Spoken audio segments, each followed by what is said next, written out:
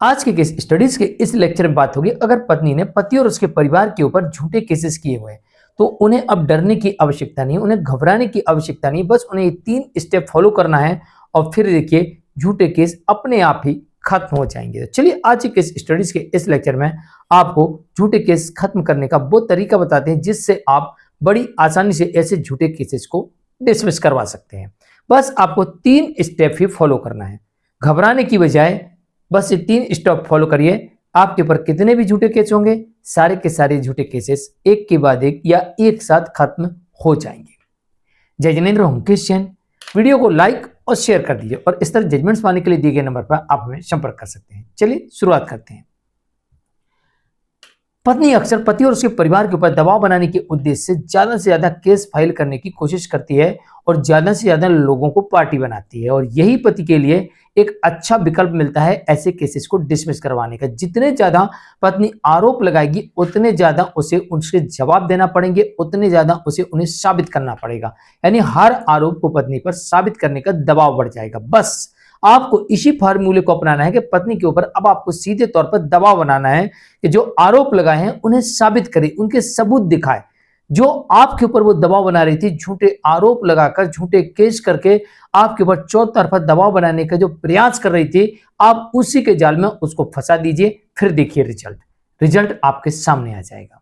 कई बार ऐसा देखा जाता है कई केसेस में कि आप मानसिक रूप से परेशान हो जाते हैं, जिसमें डिप्रेशन के आप शिकार हो जाते हैं, या कई बार आप उत्तेजित हो जाते हैं और कोई अप्रिय घटना कारित कर देते हैं या कर लेते हैं, यानी सुसाइड जैसा विकल्प चुन लेते हैं, या सामने वाले को नुकसान पहुंचाने के उद्देश्य से आप कोई गलत काम कर बैठते हैं। तो आपको ना डिप्रेशन का शिकार बनना है और ना ही उत्तेजित होना है, आपको शांत रहना है। और बस पहले स्टेप में आप उसके द्वारा लगाए गए जो केसेस हैं उन केसेस को चुनौती देनी है। जैसे कि पुलिस के पास केस है, अब री इन्वेस्टिगेशन के लिए उच्च अधिकारियों को पत्र लिखिए। इसके 2 बड़े फायदे होंगे। नंबर 1, द्वारा जांच हो जाएगी। नंबर 2, अगर आरोप झूठे लगाए गए हैं, बनावटी लगाए गए हैं, बिना सबूत के लगाए गए हैं, तो फिर इसमें से ज्यादातर आरोपों को पुलिस हटा देगी, ज्यादातर सेक्शंस को पुलिस हटा देगी, ज्यादातर लोगों को जो पत्नी ने फंसाया था उनको हटा देगी, क्योंकि उनके विरुद्ध कोई भी केस नहीं है। और अब इस सुपरविजन में जांच हो रही है, मतलब बड़े अधिकारी इस केस पर जांच करवा रहे हैं और वो देखेंगे कि वास्तविकता में आपने कैसे जांच की है। तो अगर आपको ऐसा लगता है कि आपके विरुद्ध जो केस दर्ज करवाए गए हैं पत्नी के कहने मात्र से पुलिस ने लिख लिया है और कई धाराओं में कई लोगों पर केस है, तो आप सुपरविजन करवा सकते हैं। दूसरा ऑप्शन आपको ये मिलता है कि चार्जशीट जमा होते ही आप इसमें डिस्चार्ज पिटीशन लगा सकते हैं।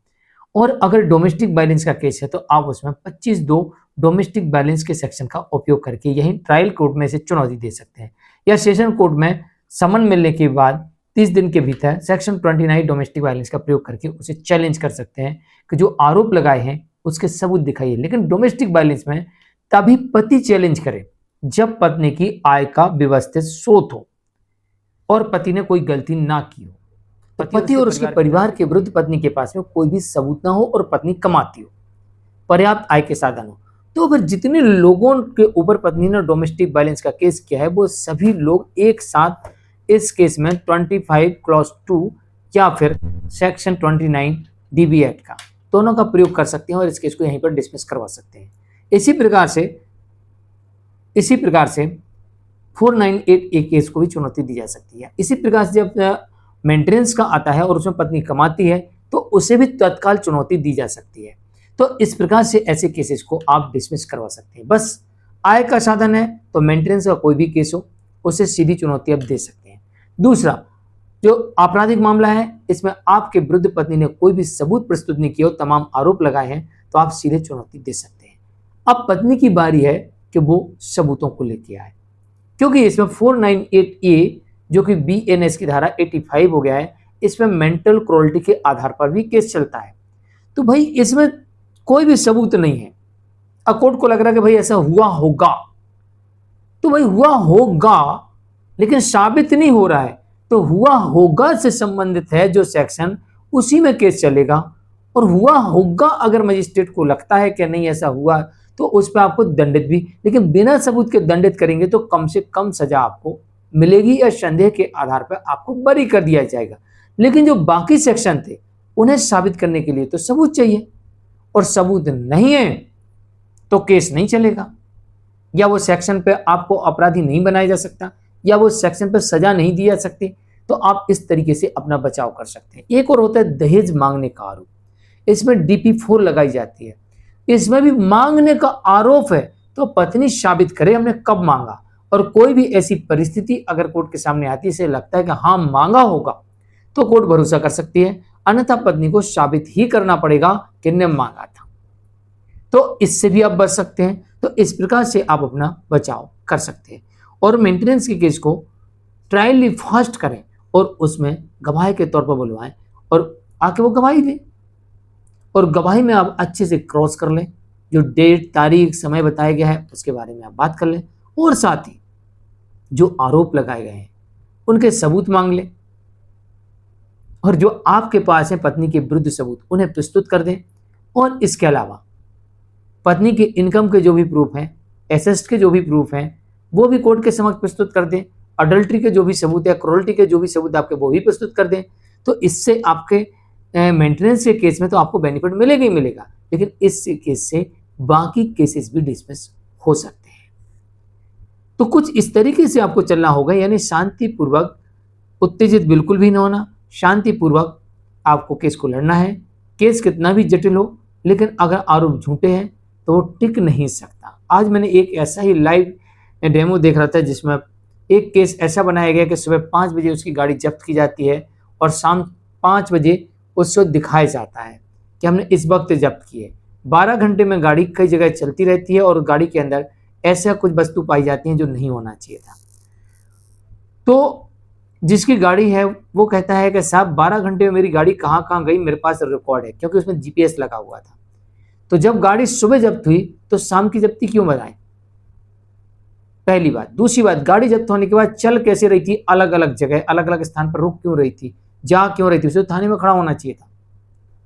2 सवाल ने पुलिस की पूरी थ्योरी की पोल खोल दी और यहां पर बाजी पूरी पलट गई। तो जब भी कोई झूठा मामला बनता है तो कहीं ना कहीं कोई ना कोई उसमें पॉइंट छोड़ देता है सामने वाला व्यक्ति, क्योंकि उसका उस तरफ ध्यान ही नहीं जाता। इस गाड़ी में GPS लगा था, पुलिस को नहीं पता था कि गाड़ी के अंदर GPS है, और किसी ने इस तरफ ध्यान नहीं दिया, और पुलिस गाड़ी को 12 घंटे तक इस्तेमाल करती रही, और मालिक जो था उसने जो GPS लगाया था उसका ट्रैकिंग रिपोर्ट निकाली और उसे पता लग गया कि मेरी गाड़ी कहाँ कहाँ गई 12 घंटे में। जब सुबह आपने मेरे से गाड़ी ली तो शाम को जब्ती कैसे बनी, पहला कारण।